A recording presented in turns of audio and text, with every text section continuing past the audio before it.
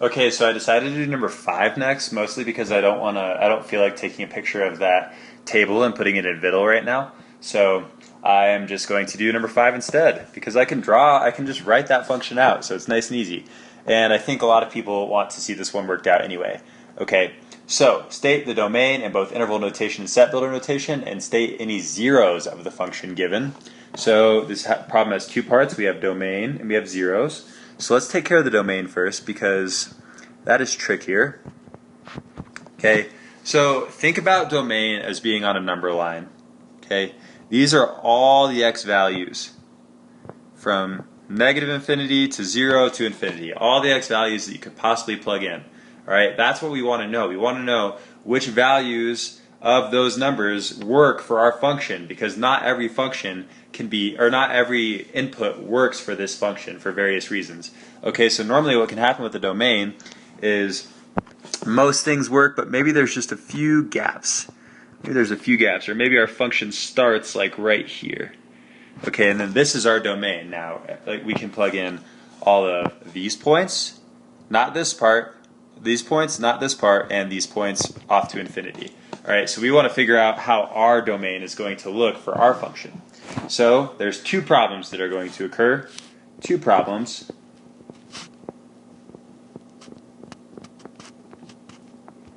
One problem is we cannot divide by 0. Can't. Why does it do this? Oh, there we go. Can't.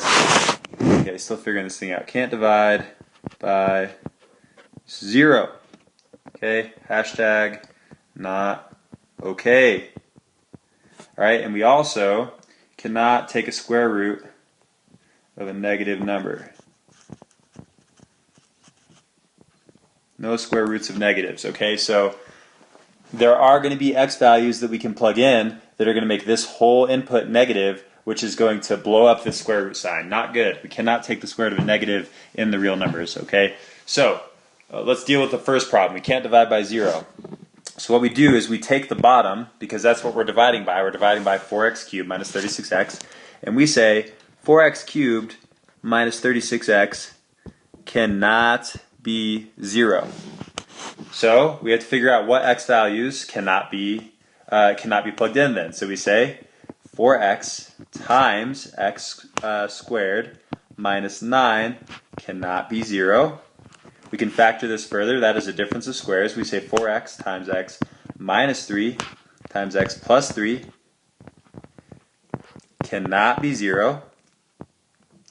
So then we say, well, then x cannot be 0, because 4 times 0 is 0. X cannot be 3, because 3 minus 3 is 0. And x cannot be negative 3. So our domain is restricted in 3 places so far: 0, 3, and negative 3. Problem 1 taken care of. We know we can't plug in those numbers. Problem 2, though, we need to make sure that we do not have a negative under our square root sign. So all we're going to do is we're going to take the thing under the square root sign, and we are going to say 3x plus 1 can only be 0 or anything bigger than 0. Once you become less than 0, then we're going to have a negative under the square root sign. So then we can figure out what x has to be to make this true. 3x has to be bigger than negative 1, and then x has to be bigger than negative 1/3. Okay, great. So what we see is x has to be bigger than negative 1/3. Also, x cannot be 0, it can't be 3, and it can't be negative 3.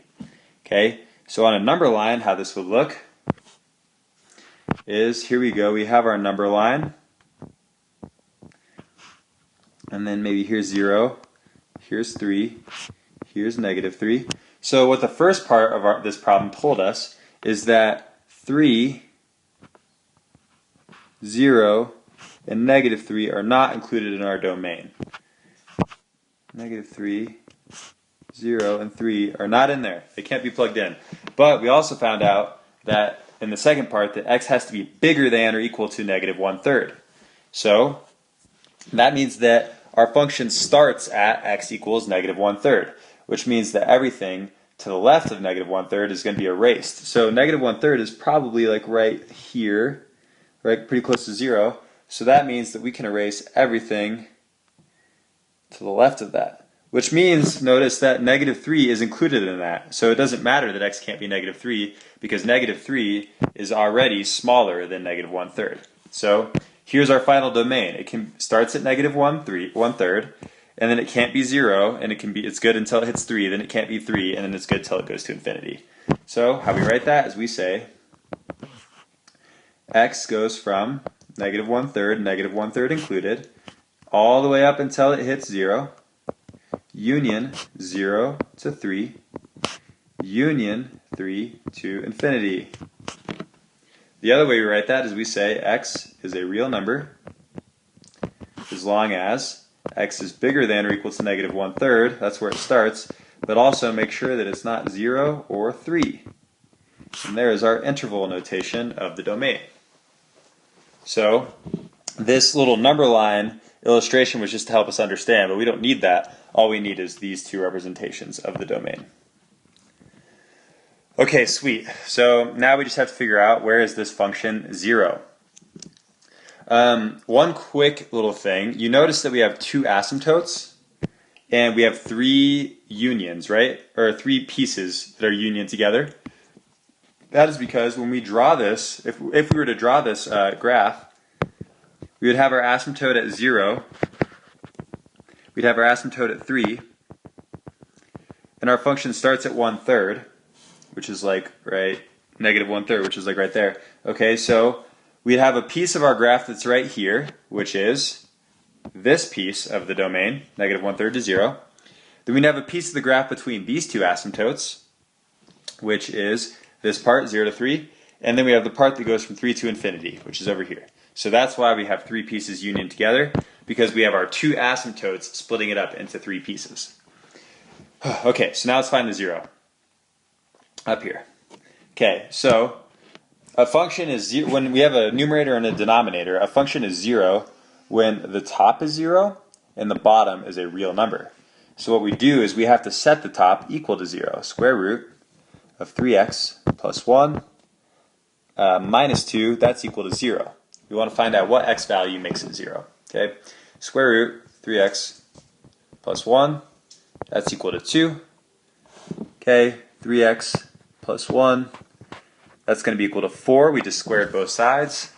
Okay, and then we get that 3x is equal to 3, and then we get that our 0 is at x equals 1. That is our 0. We'll just label it as our 0. So when we plug in x equals 1, we get 0 on top. Let's make sure that that's not one of our problems from bottom again. Let's just make sure. Okay, so x can be 1. That's all right. So then that's definitely a 0.